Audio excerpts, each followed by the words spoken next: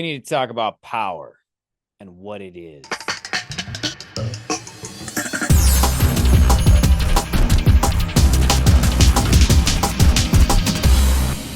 Welcome back to Ruben Uncut, my neurodiverse outlet in these trying times.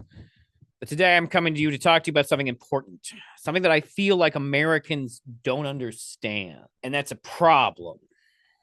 So please lock yourself in or can play a video game while you listen to me ramble about this. Although I am thinking about trying some extra edit things, although I should not overpromise right here at the beginning. But let's get right down to it because I hate stalling. Power. First of all, we need to define what power is. The ability to do something or act in a particular way, especially as a faculty or quality. So what does that mean? Well, what it means is that power means you get to do what you want. Power means you have power over actions that you can take. Now, everyone has a certain amount of power. The main thing that you have power over normally in a free society is you. You, the person, have that power over you specifically.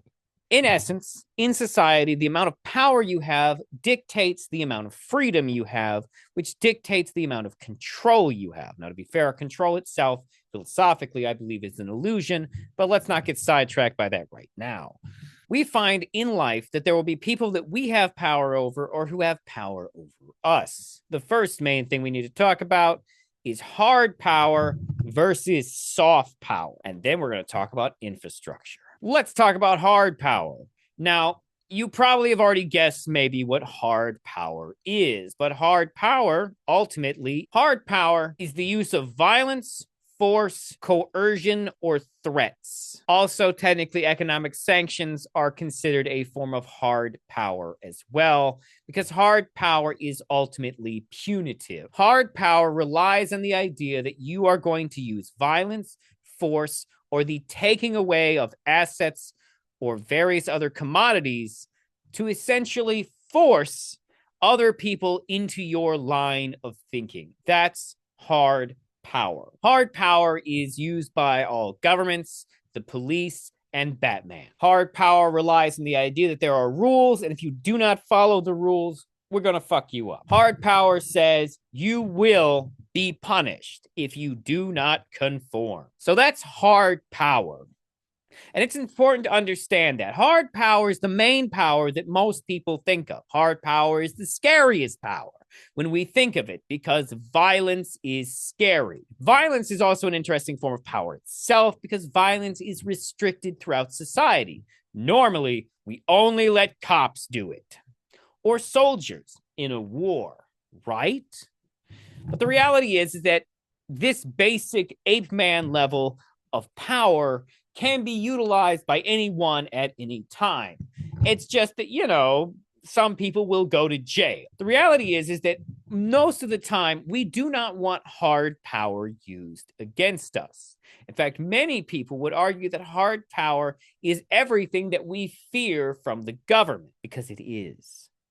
Hard power is favored by authoritarian regime. Hard power is also currently favored by the President of the United States of America. In fact, arguably, based on current foreign international relationships as carried out by Donald Trump, he only understands hard power, which makes sense. He does seem like a bully. Oh, wait, I'm sorry. Seems is an unnecessary word. He's a fucking bully. When we put sanctions on other countries, we are essentially trying to force them to align their values with ours. Or we just want to fuck them over politically or financially because we're dicks like that. We could be doing either, or even both sometimes. So let's go to soft power. Soft power, also thought of as the more feminine of the power, and also why people like the creator of Wonder Woman, William Marston, believed that women were better leaders. He believed that women were better leaders because of their use of soft power versus male power, which normally came from dominance. And the reality is, and I think we can all understand this, no one really wants to be dominated all the time. And we definitely don't want to be dominated by the government. Think about it. The government didn't buy you lunch.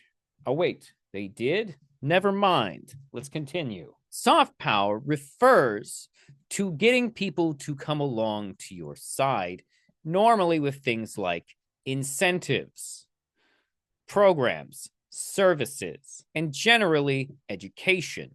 These are all forms of soft power because power is all about getting people to act the way that society needs them to act.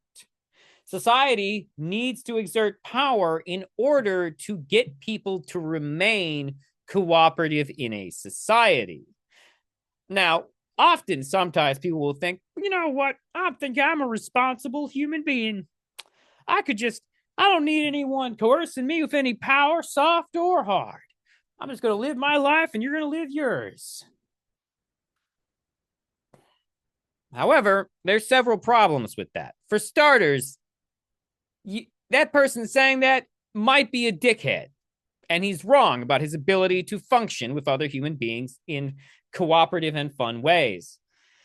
Not only that, but for every reasonable person in the world, there is an uneducated, totally unreasonable dickhead you're gonna have to deal with at some fucking point. It's just, unavoidable for some fucking reason. Soft power, however, is also often used by the government. In fact, most governments, in order to succeed, need to do a certain level of both soft and hard power to function. However, what we find as the more democratic a country is, the more soft power that is used, and the more authoritarian a country is, the more hard power is used. It's worth noting that countries don't always necessarily apply the power evenly. And what I mean by that is that they will apply it either internally or externally. For example, it's very possible for a country to use soft power with their own citizens, but then use hard power with other countries. And some countries might even go the other way, potentially, because politics are complicated, and sometimes keeping your government shit together is all a government can barely manage to do. Now, the reason I'm bringing up hard and soft power is because we have never lived in a time where understanding the difference and the value of these types of power has ever been more important. Donald Trump is using hard power almost everywhere, except for the fact that he appears to have lost soft power to Putin. Donald Trump is using hard power in his foreign policy, which is confusing. For the main one being, why would you use hard power now against Canada and Mexico? After you already negotiated new trade terms, why would you violate your own trade term deal is what I'm saying. Honestly, if I were to say, what's an accomplishment of Donald Trump? Well, he renegotiated our trade deals with Canada and Mexico. Next term of Trump. Trump financially attacks Mexico and Canada, undermining his own trade deal. What the fuck?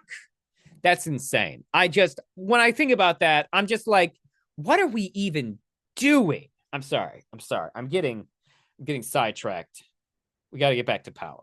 Now, the thing that really bothers me about this entire conversation, though, is that for a long time, people here in America on the right, for whatever reason, have been outright, either they don't understand soft power or have been outright demonizing soft power. And that's a problem.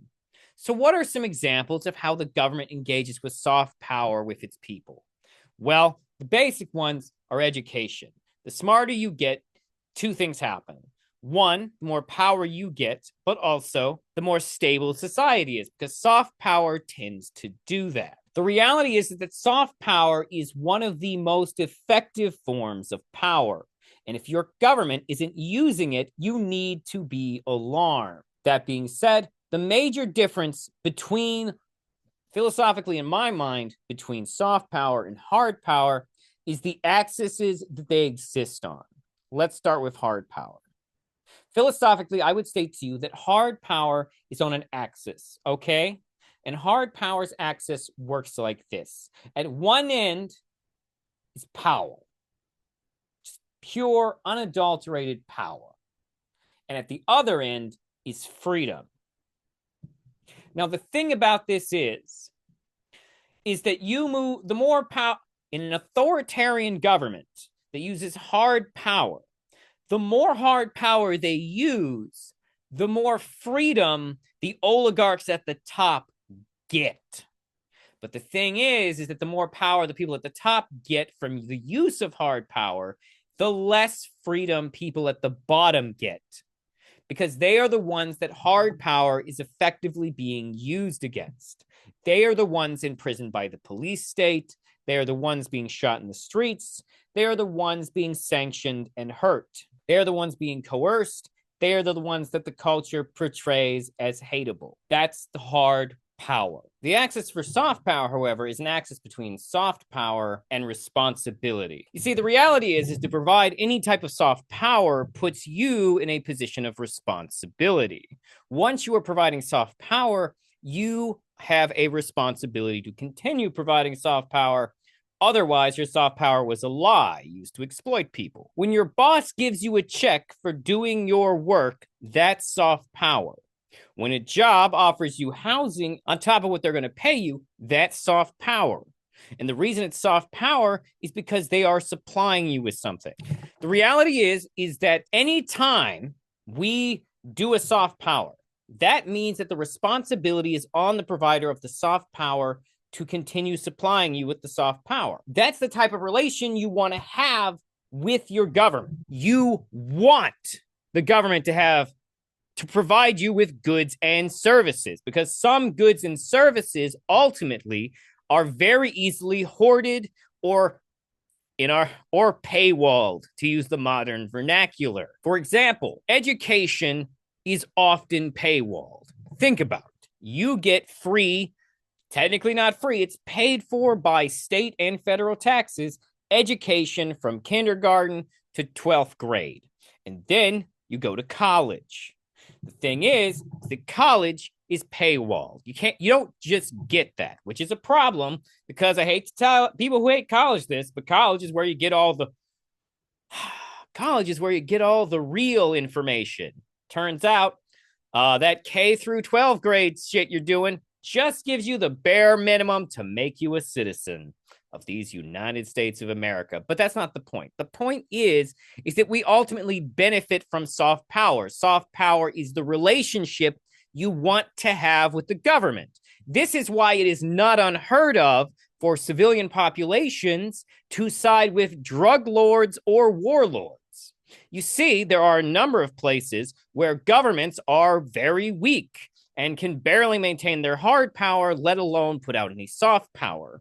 That's why citizens will flock to support warlords and drug lords if warlords and drug lords build them things like fucking schools and roads. In fact, the creation of the mafia, something Nostra? I can't remember. The point is that the mafia was originally created as an uprising of poor Italians to fight their sort of serfdom situation because there were no laws to protect them. So they formed the mafia, and the mafia sort of became a protection racket, which meant that it had a transition from soft power into hard power and other such problems. But I'm not here to defend the mafia. My point is, once again, about power. I wonder how many times I'm going to use the word power in this. Should I count it during the editing? No, I will not. But it's important to understand this axis here of responsibility at one end and soft power at the other. If you need an example here, think of Spider-Man. Spider-Man's statement, with great power comes great responsibility. Spider-Man often provides soft power. To be fair, all superheroes provide some level of soft and hard power. We see Batman at the end of The Batman provides soft power. And that's actually kind of important to his journey through that movie, but I'm not here to talk about that. Spider-Man, Uncle Ben says, with great power comes great responsibility. Whether they knew it at the time or not, what they are talking about is soft power. Superman is a big user of soft power. Even in Batman v Superman, there's a montage of him just saving people from various things. Superman does soft power. He's not always just doing violence. In fact, honestly, the fantasy of superheroes is the very idea that they would provide soft power. The fact that Superman or Batman or Spider-Man or anyone does anything just or noble with their powers, is the fantasy. That is the moral fantasy of superheroes, which is why often whenever we do deconstruction stories of superheroes, they become fascists. Because that tends to be how power works in the real world, which is that you become obsessed with hard power and forget the value of soft power. And right now, Donald Trump is here to do hard power, and he's doing it inside and outside the country. And we need to understand this. Currently, the Republican Party wants to put hard power against trans people. And I know, oh, the trans, why are you always talking about the trans? I'll tell you why I'm always talking about trans people, because right now, that is the minority that is being targeted for demonization in our society. They're not the only one, don't get me wrong. They're just the one that for some reason people are super loud about, which is insane because they're barely over 1% of the population. For starters, there are more intersex people than trans people. Did you know that? Did you know that? Because it's true, at least according to the most recent data census data that I have seen.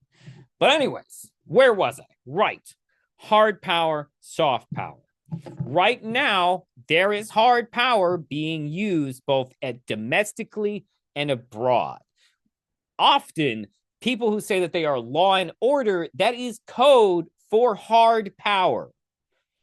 What a lot of people don't understand, both consciously sometimes and unconsciously, is that conservatives, specifically authoritarian conservatives, when they say strong leader, that is something associated with hard power. We associate strong leaders with hard power specifically, whether we realize it or not. Normally, when someone says law and order, that means hard power. That means the cops getting more power in your society. That's normally the implication. However, there's very little evidence that hard power actually is the perfect solution. In fact, the excessive use of hard power will normally result in populaces being radicalized. We see this with the use of hard power in Israel and Palestine. Hard power was used by Israel against Palestine for a long time. Now, in fairness, the type of power that Palestine would like to use against Israel is also primarily hard power. Actually, no, I'm going to rephrase that. The type of power that Hamas wants to use against Israel is hard power. They are both doing exchanges of hard power, but that's not the important part of what I'm saying right now. The reality is the constant pressure of hard power being used on Palestinians, and not all hard power is murder, by the way. The specific policies that are put in place on Palestinians economically and socially are deeply problematic and keep their society from thriving. And that state of just constant subsistence of successful survival, but without the ability to grow as a nation, is also a form of restricting them via hard power. Now, technically, it is a soft power for Israel to give them water and electricity. However, it is a hard power to say, do what we want or we're turning off your water and electricity. Power is complicated. But anyways, this was just examples of hard power. The problem is that hard power will radicalize people. You can try and tell me that, oh, well, that cop had to shoot that black guy. And you know what? Maybe there is an incident. There are incidents where maybe a cop did have to shoot a guy and maybe he was armed. But you have to understand why this is an unsustainable practice. The reality is that for a really long period of time, cops have been allowed to kill innocent civilians with very, very little in terms of being held to any type of standard for it. In fact, it's less than 1% of cops will actually receive any punishment at all for killing a civilian. Accidental or intentional killings of civilians are rarely ever punished. And the problem is that this will always lead to society because this is a side effect of hard power. This, combined with other hard power decisions and systemic racism and history, have been constantly used against the Black community, which results in the radicalization.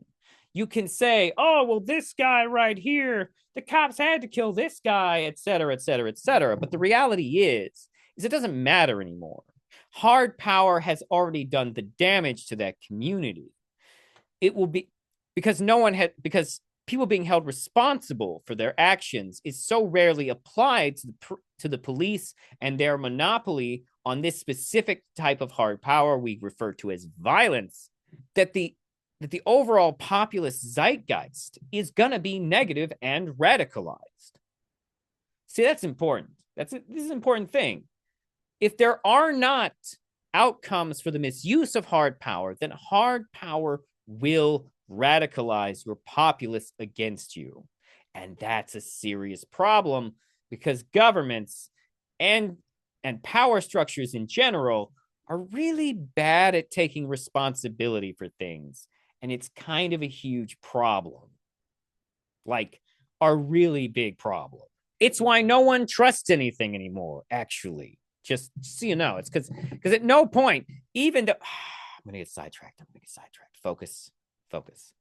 Power. Let's get back to it. So, how do we interact with soft power in our society? Well, it's interesting you should ask, because soft power essentially breaks down to the goods and services we get from the government. That is their soft power. For a long time, it's been demonized. But, and this is the important thing, the demonization of soft power is something that only benefits those who want to live society more on hard power. The reality is that all the data, not just from America, but from other countries as well, indicates that social programming, people are going to freak out that I use the word social programming. When I say social programming, I mean social programs, like programs that help people in their lives. Allow me to continue. Social programs are soft power, and we benefit from them. We benefit from social programs. The social safety net benefits our society because the reality is that we've already done societies without social safety nets, and I have bad news. They don't work great. In fact, they suck. They suck really bad. It's easy for us to forget a time before America had social safety nets because most of us weren't fucking born yet. But that time was less than 300 years ago. In fact, social safety nets sort of just kind of a thing we should have had earlier. And in fact, huge problems with our system and its lack of social safety nets. I'll get to it. The point is, there used to be a time when people like homeless veterans, the poor, pregnant mothers, weirdos, alcoholics, people with conditions that nowadays live perfectly normal lives like dyslexia, ADHD, and various forms of high functioning autism. There was a time when we would just take all these people because they were living on the streets and we just shoved them into institutions with hard power. We used, and for a long time, our medical complex built around this type of institutionalization got up to some of the weirdest, most draconian, fucked up shit you can imagine. Whether we're talking, I don't know, lobotomies. For those that don't know, a lobotomy is when they take a part of your brain out. Now, don't get me wrong, there are some medical reasons why you might remove parts of your brain, but lobotomies were largely based on phrenology, and they were bullshit. And they were largely given to women for being hysterical. Not only that, but this same institution sterilized people with disabilities up into the 70s. These same institutions also took in, uppity Black people and homosexuals. These people were all institutionalized. These people were essentially treated like subhumans, and all of their rights were taken away for things normally related to, well, being poor or not being able to work. And we lived in this society for a long time, and it took us forever to fully break out of it. But a big part of why we broke out of it were things like the civil rights movement, the signing of the ADA. Signing of the ADA, I cannot stress how important that legislation is. And it's very much in danger right now because I hate to tell you this, but the ADA, in terms of what it does via the government, is as woke as it gets. And every single person with a disability relies on it and benefits from it. And if they touch it, which is not unlikely because, and I cannot stress this enough, it is the thing that gets you, people with disabilities, jobs. So if you voted for Trump, you have put yourself in danger. I'm sorry, no one told you. This is the reality. Where was I? Right. The benefits we get from the government are a form of soft power because they make the government of value to us as citizens. The reality is that I don't believe in violent revolution. And the reason I don't believe in violent revolution is because a society that maintains soft power benefits the least of its people. A government that runs off soft power will provide goods and services to the people who need those goods and services to survive. Violent revolution will inherently rob these people of the goods and services they need to survive, and they will have to depend on the kindness of strangers. Violent revolution would inherently fuck over all of the most vulnerable people in our society, which is why the time for a violent revolution is when goods and services are no longer provided to the least of our citizens. I'm just doing a quick edit here about language. I've been using the least of the citizens thing, and that's very old language, and I don't like it. The word I'm really looking for here is vulnerable. We did used to refer societally to people who were vulnerable as the least of us, which I don't like. But it is old language and it was still in my head. And I just wanted to put that in here. Vulnerable is the right term. Whenever I say the word least of our citizens, what I really mean is most vulnerable citizens, just for clarification and better language. A violent revolution should never be considered unless a government is no longer taking care of its people. If you get to a point where outcomes with the government are worse than outcomes without the government, that's when you got to do it. We're not there yet. I'm going to say that very firmly. We are not there. But if Trump dismantles all the soft power in the country, we could get there. Because this is important. A lot of what Doge is looking at right now is soft power. They are specifically looking at undoing soft power. And there, you may be like, oh, well, hold on, Ruben. I understood that soft power makes us weak and makes us depend on the government. Listen, buddy, you already depend on the government. The reality is that every single thing that we do in society is possible because we are a fucking society. You have benefited your whole life from programs that you don't even know exist. As far as you as an individual, I'd have to look into it. I'd have to look into what your life is. But there's a very real possibility, a very real chance that your life has been touched by soft power legislation in some way.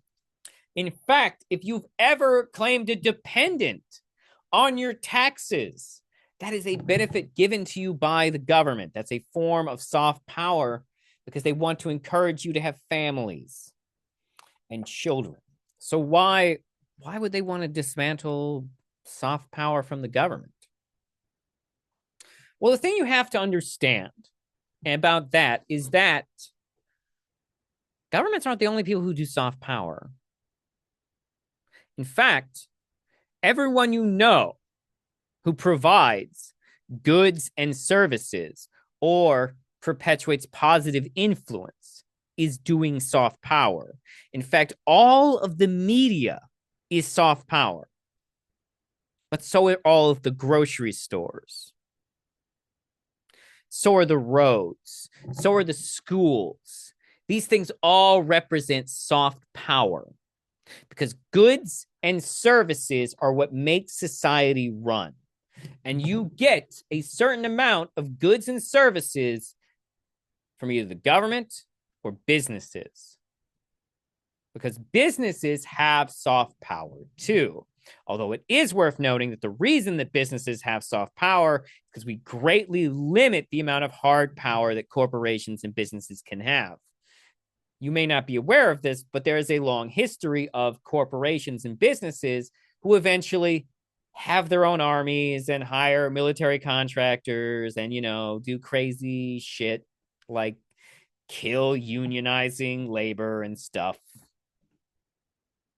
for Coca-Cola. See, the truth is that corporations would love to do hard power, but legally they're not allowed to. And that's good, by the way. We don't want a guy who comes to your house and hits you in the kneecap and says, you didn't buy Pepsi this month. We don't need that. It would be stupid and annoying. And I only have one good knee. It's the titanium one. Where was I? Right. In fact, here's the big deal. As the government's soft powers are eliminated by Doge, who are greatly going around greatly weakening the soft powers that our government offers us, it will do several things. One of those things is that it will make us less connected to our government, and we will receive less benefit from our government. Some people will use this as an excuse to hate government more, and other people will recognize it as a sign that our country is being looted by an apartheid billionaire. That's not fair. He didn't make all that money off the apartheid. He just benefited from his father's use of apartheid. Where was I? Right. Oh, and he hates USAID because USAID is one of the things that stopped apartheid. USAID was also created by John F. Kennedy. So conspiracy theorists should respect it on some level, but they don't. Where was I? Right. So the point is that it will disconnect us from our government as they destroy the government's soft power. But the other thing is that it will also mean that all the soft power that is taken away from the government will be up for grabs on the market. And here's where it gets scary. Now, the best example of this is going to be Amazon. Now, to be fair, all major corporations and companies are always in the process of accumulating more and more power. And that is the goal. That is the dream. And you see, because every corporation and business is on its way to being a state, really. All corporations and all power structures. Oh, shit. We need to talk about power structures. So what is a power structure? Well, let's talk about that. Thing number one, you got governments, but you also got churches, you got banks, you got corporations, you got businesses. The reality is that a power structure is basically any organizing body of power. In the organizational element is the power structure. It decides how the soft and hard power will be used. Fun fact, we've been through numerous parts of history where churches had and used hard power. We don't see as much of that anymore because secularism took a lot of power away from the church. Now, in fairness, there were other things that took power away from the church, such as monarchies, who gained power via taking up land and accumulating serfs. Because, getting ahead of myself, kingdoms are another form of power structure. In fact, all different political organizations are some type of power structure. Government is not inherently the worst one, by the way. It ultimately depends. There's a lot of things that factor into it, and I'm not here to defend government because government often sucks. The reality is that these things are all power structures. If you own a business, you technically own a power structure. And you might say, come on, Ruben, I don't have that much power. Well, do you have employees? Because if you have employees, then you have power. You see, because your employees, they rely on both your hard and soft power. Your hard power is that you can fire them. There's a lot in terms, businesses are typically restricted nowadays on the type of hard power that they can implement. And mostly it's firing people. And even then, there are types of firings that are illegal. Although some of those have become less illegal recently, thanks to the removal of some key civil rights legislation. Fuck. You may not have a lot of power as a business, but that's because you are a zygote of power. You're almost a fetus of power. But once you become a bigger business, you'll be like a baby, a power baby. And then eventually, one day, after you've accumulated enough power and infrastructure for your goods and services, you'll be fucking Amazon. Here's the thing that you may not have thought about. Amazon is wildly powerful. In fact, arguably, Amazon might be more powerful than Musk. Musk is just richer. But the reality is that Amazon is one of the most powerful corporations in the world because they own their own infrastructure. Now, you might be like, what do you mean by that, Ruben? We see one of the elements of soft power that we haven't talked about, that doesn't really get talked about, is infrastructure. Because infrastructure is constantly around us, but it is also constantly unappreciated. The reality is that corporations can become so powerful that they have their own roads, they have their own trucks, they have their own mail service. Because that's what Amazon did, by the way. Amazon started off as a website that sold books online. One of the earliest. Got out ahead. Had a guy already had money, pushed it through the algorithms and shit. Got the promotion out. Became the biggest bookseller in the world. Invented a Kindle product. Moved from that into now they sell everything on Amazon. And I mean everything on Amazon. And the next thing you know, they don't use UPS. They don't use UPS all the time because now Amazon has their own delivery fleet of vehicles. As they become more centralized in the amounts of goods, services, and infrastructure that they control and operate, the amount of soft power and hard power that Amazon can accumulate expands. The key point here is that they have their own vans. Why is that a big deal? Because every other company in the world almost has to pay one of three other people to deliver their shit. And it's either the government with the postal service, UPS, or it's FedEx. Despite having Fed in the title, is not connected to the government in any way. But the point is that everyone else has to pay these organizations to deliver their shit. Amazon does not. They need to pay drivers to deliver that shit. Which means that they ultimately have more power and more control over that situation.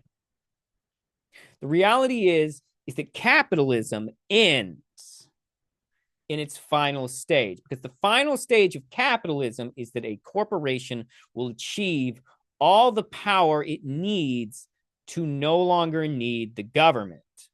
And I know you might be thinking, that sounds awesome. But to the average person, it will effectively not be awesome or significantly different. In fact, if it is significantly different, it might be worse, because we've already seen this. In the 1800s, there was a thing. In the 1800s, and I think into the 20th century, there was a thing called the company store. Now, the thing is that companies would pay their employees in money that was not certified by the federal government. It was money that you could only spend at the company store. This effectively made employees of these types of companies into citizens of those companies. They relied for their survival on that company in every single facet and had no other options, because if they were to leave, the only money they would have would be money that could only be spent there because the company would keep all the real money from the government to themselves, effectively paying their employees almost nothing. We have rules that prevent this type of thing now. However, if we strip back those regulations, this type of shit could become normal again, where you're paid with bullshit money that only works in the store. Kind of like how you have to exchange real money for bullshit money in video games, but you spent real money. Yeah. The end game of capitalism is that corporations are essentially governments and that you are their citizens. Tech billionaires have already come up with crazy ideas about how they want to do this type of thing. By the way, you look up here's a fun experiment. Google the term network states. This is something that tech billionaires are really into because it would essentially make them the new oligarchy. Power hates a vacuum. Any vacuum of power will be filled, or there will be an attempt to fill it. The problem is that most of the time, corporations are going to use soft power primarily to milk you, because corporations run off a profit model. They are like vampires. If they are not converting you, they are drinking you. There is almost no escape, except for soft power from the government. This may seem insane, but we don't want corporations to have the same level of power as governments, because governments are not about turning a profit. And I have to emphasize this. This is a defense of a secular government as a nonpartisan third party in your society that regulates. I am 100% pro regulation. It must be done. I'm sorry. But the other thing that must be done is the government must provide goods and services.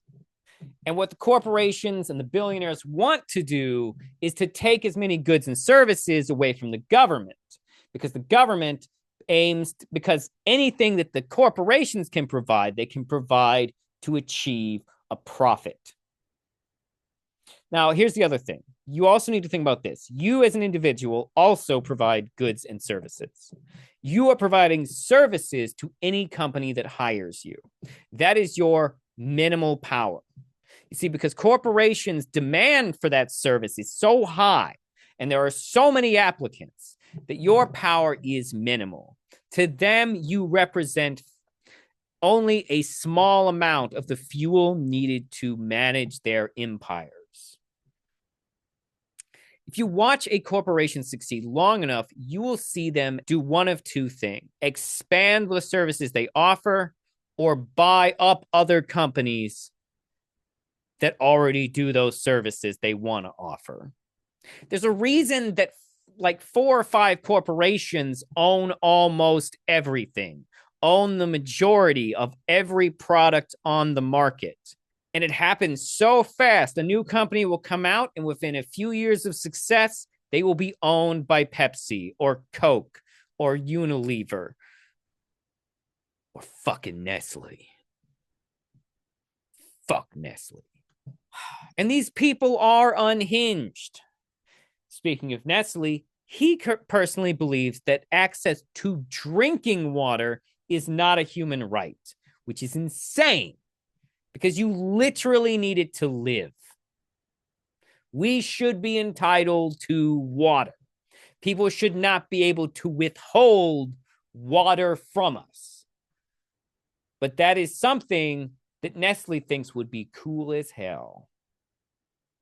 The fact that corporations offer jobs is in fact also part of their soft power, and it's the type of soft power they lean on the hardest, always trying to hold it up as, hey, this is our value to society, we give jobs.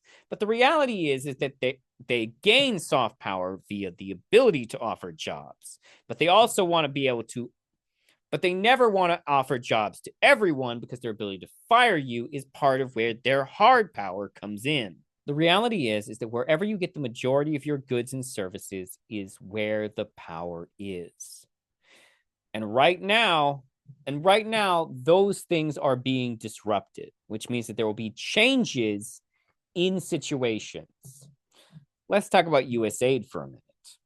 So USAID and a lot of the other foreign spending, by the way, it's worth noting that a number of USAID projects were actually State Department projects that Elon Musk has misidentified because he's a fucking idiot. But the point about what I was saying about that is simply this. Foreign soft power programs are good for the United States. We benefit from gently nudging people towards America's values, not via kicking in their doors and forcing them to vote at gunpoint, not by annexing their land, not by going to war, but by providing cultural influence to their countries, but also foreign aid. When we provide foreign aid to a country, we get to be the good guys. Okay? This is very important. We want other countries to like us because it benefits us. I'm talking very slowly. We benefit from other countries liking us for so many reasons. They are A, less likely to go to war with us. B, more likely to buy our products. C, more likely to remember us fondly if in the future they suddenly become powerful as fuck. That these people will help us on a geopolitical stage in some manner. America puts as much money into NATO and the World Bank, the IMF as it does because it gives America controlling stake in those things. It's a way for America to do soft power so that it doesn't have to do hard power. Truth is that we benefit from soft power because it makes people like us. And I shouldn't have to explain that to you. If you don't understand why we would want other countries to be on our side and think we are good and like us and want to share our values, then I'm sorry. You're just too far gone. You don't have a rational thought in your head and you don't understand how the world works. I'm sorry. It's so common sense. It's not, it is the most common sense thing that I could possibly think of. And yet, here we are. Here we fucking are. Let's talk about capitalism for a minute. We're almost at the end. I swear to God, I'm almost at the end.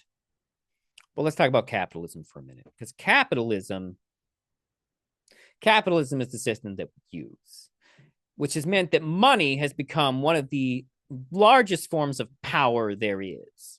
It is connected to both hard and soft power. In fact, arguably, money is the real God we've created.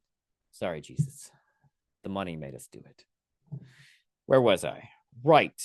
Trickle-down economics isn't real. In fact, it's one of the dumbest ideas anyone ever thought of. In fact, trickle-down economics, the term, was originally made as a joke to make fun of rich people and the policies that benefited them. The idea was, oh, they'll get so rich that money will literally fall out of their pockets as they walk down the streets. But it was a joke. Satire, if you will. Absolute fucking dog shit, though. Because money does not flow up or down. This is a misunderstanding of money and its interaction with power. Like I just said before, power is ultimately linked to goods and services. Well, great, because money is linked to goods and services. In fact, here's the thing about money that you have to understand. Money flows not up or down, but towards goods and services. Believe it or not, this is why the poor are always poor and the rich get richer. Because the rich have become rich because they offer goods and services. Because goods and services are the basis of every business ever made and every government. Every power structure is going to include goods and services. And the only ones that don't are fucking military dictatorships. And if you've ever paid attention, military dictatorships work like shit. The reality is that power and money flow towards goods and services. This is why privatization of the means of production is so complicated. Because when you privatize means of productions, you are essentially guaranteeing that only you can provide the goods and services with that infrastructure. Because all goods and services require a level of infrastructure. And the bigger you are, the more infrastructure you can produce. Meaning the more goods and services that you can produce. Meaning the more money flows to you because of your production of goods and services. You are poor not because of anything that you really did.